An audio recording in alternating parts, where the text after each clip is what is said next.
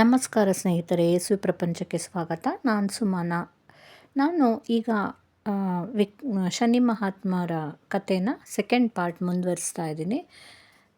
ವಿಕ್ರಮನು ತಾಮಲಿಂದ ಪಟ್ಟಣ ಪ್ರವೇಶಿಸಿ ಬಳಲಿ ಸಮೀಪದಲ್ಲಿ ಕಾಣಿಸಿದ ಒಂದು ವ್ಯಾಪಾರದ ಮಳಿಗೆಯ ಮುಂದೆ ವಿಶ್ರಮಿಸಿದನು. ಅದು ಶ್ರೀಪತಿ ಎಂಬ ಶ್ರೀಮಂತನ ವ್ಯಾಪಾರ ಮಳಿಗೆಯಾಗಿತ್ತು. ವಿಕ್ರಮರಾಜನು ವಿಶ್ರಮಿಸಿದ ನಂತರ ಆತನ ವ್ಯಾಪಾರ ಹೆಚ್ಚಾಯಿತು. ಇದರಿಂದ ಸಂತುಷ್ಟಗೊಂಡ ವ್ಯಾಪಾರಿಯು, ಈತನ ಕಾಲ್ಗುಣ ಚೆನ್ನಾಗಿದೆ, ಈತನು ಆಗಮಿಸಿದ ನಂತರ ನನ್ನ ವ್ಯಾಪಾರ ಹೆಚ್ಚಾಗಿದೆ ಎಂದು ಸಂತೋಷದಿಂದ ಆ ಪ್ರಯಾಣಿಕನನ್ನು ತನ್ನ ಮನೆಗೆ ಕರೆತಂದು ಸತ್ಕರಿಸಿದನು. ಆತನ ಕುಲಗೋತ್ರಗಳನ್ನು ವಿಚಾರಿಸಿ ಆತನ ಸಭ್ಯತೆಗೆ ಮೆಚ್ಚಿ ತನ್ನ ಮಗಳು ಆಲೋಲಿಕೆಯನ್ನು ಆತನಿಗೆ ಕೊಟ್ಟು ವಿವಾಹ ಮಾಡಲು ನಿಶ್ಚಯಿಸಿ ಈ ವಿಚಾರ ತನ್ನ ಮಗಳಿಗೆ ತಿಳಿಸಿದನು. ಈವರೆಗೆ ಯಾರನ್ನೂ ಒಪ್ಪದಿದ್ದ ಆ ರಾಜಪುತ್ರಿಯು ವಿಕ್ರಮನನ್ನು ನೋಡಿ, ನಾನು ಈತನನ್ನು ಪರೀಕ್ಷಿಸಿ ನಂತರ ತೀರ್ಮಾನಿಸುವುದಾಗಿ ತಿಳಿಸಿದಳು. ವ್ಯಾಪಾರಸ್ಥನು ತನ್ನ ಮಗಳ ಮಾತಿಗೆ ಒಪ್ಪಿ ಆತನನ್ನು ತನ್ನ ಮಗಳ ಬಳಿಗೆ ಕಳಿಸಿದನು. ಆ ವ್ಯಾಪಾರಸ್ಥನ ಮನೆಯ ಚಿತ್ರಶಾಲೆಯಲ್ಲಿ ವಿಕ್ರಮನಿಗೆ ವಿಶ್ರಮಿಸಲು ಮಂಚವನ್ನು ಸಿದ್ಧಪಡಿಸಿ ಹೂವಿನ ರಾಶಿಯಿಂದ ಶೃಂಗಾರ ಮಾಡಿದ್ದರು. ಆ ಚಿತ್ರಶಾಲೆಯಲ್ಲಿ ಹಂಸ ಇತ್ಯಾದಿ ಪಕ್ಷಿಗಳ ಅನೇಕ ಚಿತ್ರಗಳಿದ್ದವು.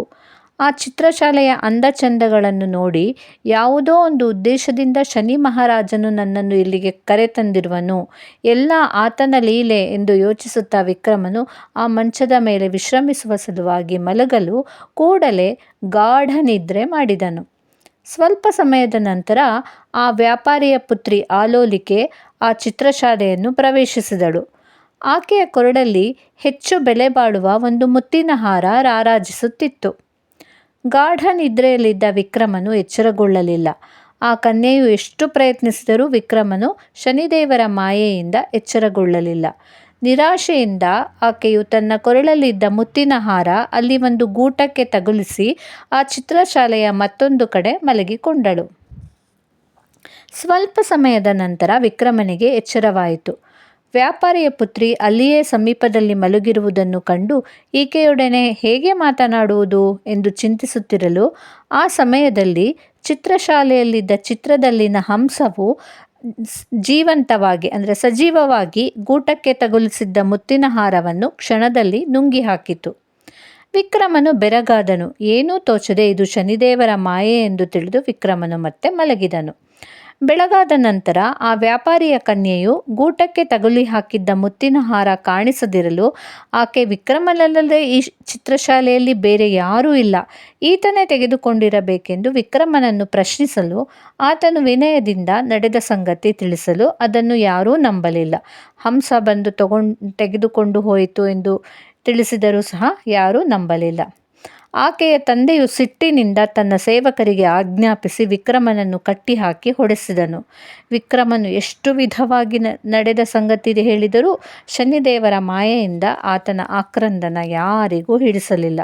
ಆ ವ್ಯಾಪಾರಿಯು ಅಲ್ಲಿಯ ಅರಸ ಚಂದ್ರಸೇನನಿಗೆ ಈ ಬಗ್ಗೆ ದೂರು ನೀಡಿದನು.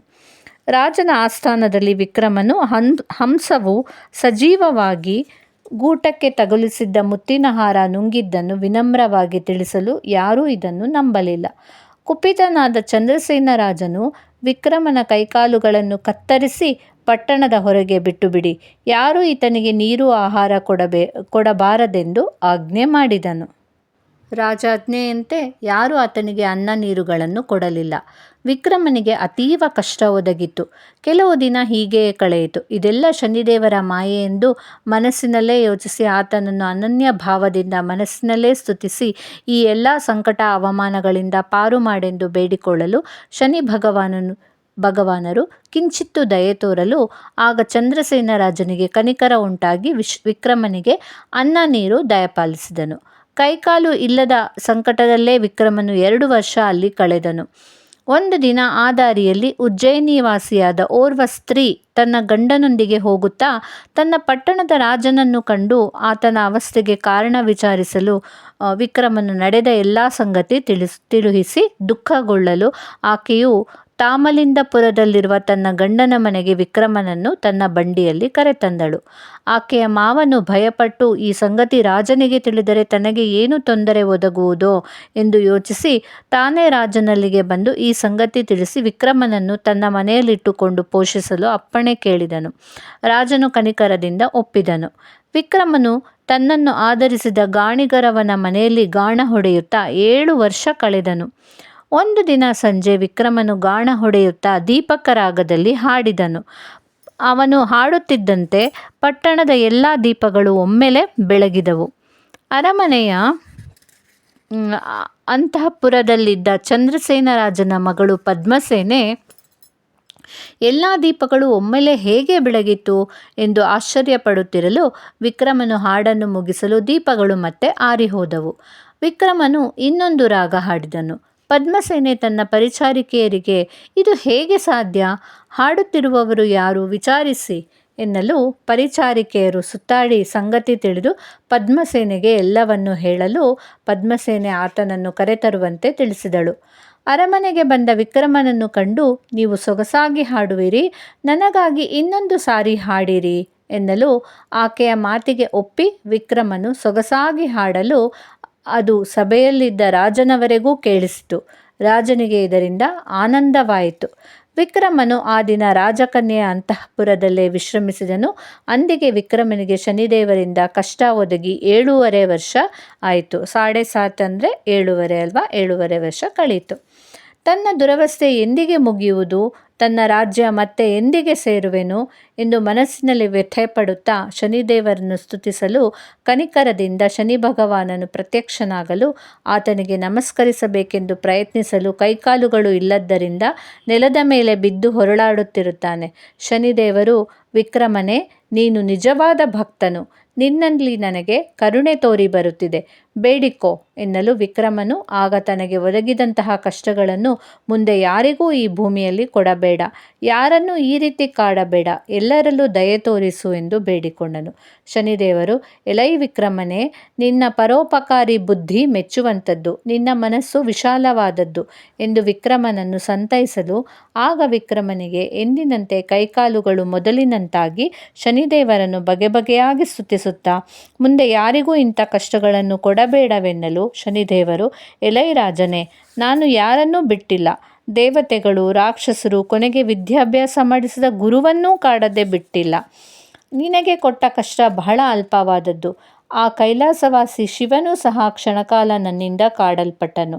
ಶ್ರೀರಾಮಚಂದ್ರ, ಹರಿಶ್ಚಂದ್ರನಂತಹ ದಿವ್ಯ ಪುರುಷರು, ವಸಿಷ್ಠರಂತಹ ಸಾತ್ವಿಕರು, ಶ್ರೀಕೃಷ್ಣನು, ಪಾಂಡವರು, ಈ ರೀತಿ ಎಲ್ಲರೂ ನನ್ನಿಂದ ಕಷ್ಟಕ್ಕೊಳಗಾಗಿರುವರು. ನೀನು ನಿಜಕ್ಕೂ ಪರೋಪಕಾರಿ, ಶ್ರೇಷ್ಠ ರಾಜನು. ನಿನಗೆ ಒದಗಿದಂತಹ ಕಷ್ಟದ ಕತೆ ಹಾಗೂ ನಿವಾರಣೆಯಾದ ಸಕಲ ವಿಚಾರ ಯಾರು ಶ್ರದ್ಧೆಯಿಂದ ಪದೇ ಪದೇ ಪಾರಾಯಣ ಮಾಡಿ ನನ್ನನ್ನು ಸ್ತುತಿಸುವರೋ ಅವರನ್ನು ನಾನು ಪೀಡಿಸುವುದಿಲ್ಲ.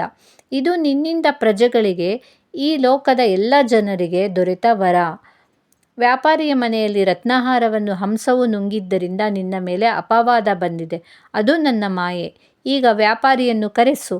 ಆಗ ಹಂಸವು ಸಜೀವ ರೂಪದಿಂದ ರತ್ನಹಾರವನ್ನು ಉಗುಳುವುದು. ನಿನಗೆ ಮತ್ತೆ ಎಂದಿನಂತೆ ಎಲ್ಲ ಮರ್ಯಾದೆ ಭೋಗಗಳು ಲಭಿಸುವುವು. ಈ ಎಲ್ಲ ಸಂಗತಿಗಳನ್ನು ಯಾರು ಕಥಾರೂಪದಲ್ಲಿ ಪ್ರತಿ ಶನಿವಾರ ಓದುವರೋ, ಓದಲು ಬಾರದಲ್ಲಿ ಕೇಳುವರೋ ಅವರನ್ನು ಸದಾ ರಕ್ಷಿಸುವೆನು. ಅವರಿಗೆ ಯಾವ ಕಷ್ಟ ಕೊಡುವುದಿಲ್ಲ. ಸಕಲ ಐಶ್ವರ್ಯಗಳನ್ನು ದಯಪಾಲಿಸುತ್ತೇನೆ ಎಂದು ನುಡಿದು ಮತ್ತೊಮ್ಮೆ ವಿಕ್ರಮನಿಗೆ ಆಶೀರ್ವಾದ ಮಾಡಿ ಶನಿ ಭಗವಾನನು ಅದೃಶ್ಯನಾದನು. ಆಗ ಶ್ರೀ ಶನಿದೇವರ ಮಹಿಮೆಯಿಂದ ಚಂದ್ರಸೇನ ರಾಜನಿಗೆ ಕರುಣೆ ಉಂಟಾಗಿ ಅಲ್ಲಿಗೆ ಆಗಮಿಸಿ ವಿಕ್ರಮನನ್ನು ವಿಚಾರಿಸಲು ವಿಕ್ರಮನು ನಡೆದ ಎಲ್ಲ ಸಂಗತಿ ತಿಳಿಸಿ ವ್ಯಾಪಾರಿಯ ಸಮೇತ ಚಿತ್ರಶಾಲೆಗೆ ಎಲ್ಲರೊಂದಿಗೆ ಆಗಮಿಸಿ ಶ್ರೀ ಶನಿದೇವರನ್ನು ಪ್ರಾರ್ಥಿಸಲು ಹಂಸವು ಸಜೀವದಿಂದ ಮುತ್ತಿನ ಹಾರ ಉಗುಳಿತು. ಎಲ್ಲರೂ ಬೆರಗಾದರು. ವ್ಯಾಪಾರಿಯು ತನ್ನ ಕನ್ಯೆಯನ್ನು ವಿಕ್ರಮನಿಗೆ ಕೊಟ್ಟು ಮದುವೆ ಮಾಡಿಸಿ ತನ್ನ ತಪ್ಪನ್ನು ಕ್ಷಮಿಸೆಂದನು. ಆಗ ವಿಕ್ರಮನು ತನ್ನ ಎಲ್ಲ ವೃತ್ತಾಂತ ತಿಳಿಸಿ ತನ್ನ ಪರಿಚಯ ಹೇಳಿದನು. ಚಂದ್ರಸೇನ ರಾಜನು ವಿಕ್ರಮರಾಜನನ್ನು ಸನ್ಮಾನಿಸಿ ತನ್ನ ಮಗಳು ಪದ್ಮಸೇನೆಯನ್ನೂ ಆತನಿಗೆ ಧಾರೆ ಎರೆದು ಅಳಿಯ ಮಗಳಿಗೆ ಹೇರಳ ಧನ, ಕನಕವನ್ನು, ವಾಹನಗಳನ್ನು ನೀಡಿದನು. ಇಬ್ಬರೂ ಹೆಂಡತಿಯರೊಂದಿಗೆ ವಿಕ್ರಮರಾಜನು ಉಜ್ಜಯಿನಿಗೆ ಸಕಲ ವೈಭವಗಳೊಂದಿಗೆ ಆಗಮಿಸಿ ತನ್ನ ಸಿಂಹಾಸನ ಏರಿದನು. ಉಜ್ಜಯಿನಿಯ ಪ್ರಜೆಗಳು ಆನಂದಪಟ್ಟರು. ತನ್ನ ಜೀವಮಾನ ಪೂರ್ತಿ ವಿಕ್ರಮರಾಜನು ಶನಿದೇವರ ಕಥಾಮಹಿಮೆಯನ್ನು ಪಠಿಸುತ್ತಾ ವಿಜೃಂಭಿಸಿದನು. ಇಂತಹ ಪುಣ್ಯಕಥೆಯನ್ನು ಭಕ್ತಿಯಿಂದ ಪ್ರತಿ ಶನಿವಾರ ಓದುವವರಿಗೆ ಸೂರ್ಯಪುತ್ರನಾದ ಸಕಲ ಕಷ್ಟ ನಿವಾರಕ ಶ್ರೀ ಶನಿದೇವರು, ಕೇಳುವವರಿಗೆ ಸಕಲ ಐಶ್ವರ್ಯ, ಸಂಪತ್ತು, ಆರೋಗ್ಯ ನೀಡಿ ರಕ್ಷಿಸುವನು. ಸೊ ಖಂಡಿತ ನೀವು ಸಹ ಈ ಕಥೆನ ಓದಿ ಶನಿವಾರದ ದಿನ ಅಥವಾ 7:30 ಯಾರಿಗೆ ನಡೀತಾ ಇರುತ್ತೆ, ಶನಿ ದಿವಸ ಯಾರಿಗೆ ನಡೀತಾ ಇರುತ್ತೆ ಅಂಥವರೆಲ್ಲ ಈ ಕಥೆನ ಓದೋದ್ರಿಂದ ಅಥವಾ ಕೇಳಿಸ್ಕೊಳ್ಳೋದ್ರಿಂದ ತುಂಬಾ ಪ್ರಯೋಜನಗಳನ್ನು ಪಡ್ಕೋಬೋದು.